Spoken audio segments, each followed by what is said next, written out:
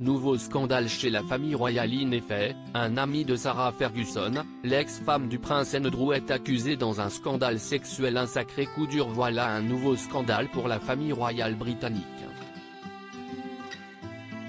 En effet, un associé de Sarah Ferguson, l'ex-femme du prince Andrew, est accusé d'avoir financé un réseau de trafic sexuel aux États-Unis. Tramell Crowe, âgé de 72 ans, avec qui Sarah Ferguson aurait noué une forte amitié, est accusé d'une série de réclamations dans les documents judiciaires déposés en Californie. Le procès a été intenté par deux femmes, Julia Hubbard et Kayla Gedingo, contre Crowe et ses associés devant un tribunal en novembre dernier. Elles ont affirmé que Tramell Crowe avait apporté l'aide financière et l'influence essentielle pour qu'un homme puisse réaliser un trafic sexuel. Lors du procès, il a été affirmé que l'ami de Sarah Ferguson a utilisé la force, les menaces de force, la fraude ou la coercition pour contraindre Hubbard et Gedingo, les deux plaignantes notes de la rédaction, à se livrer à des actes sexuels commerciaux.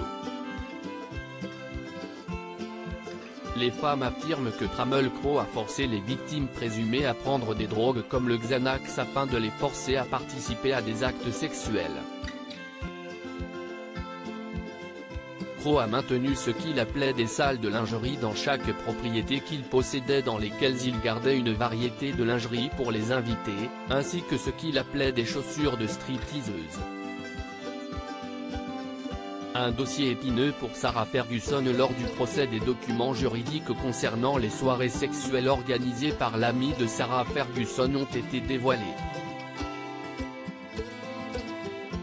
Dans une demande de classement de l'affaire, l'avocat de Crowe, Ken Stone, a déclaré que les plaignants étaient mariés ou avaient des relations avec les hommes qui l'accusaient.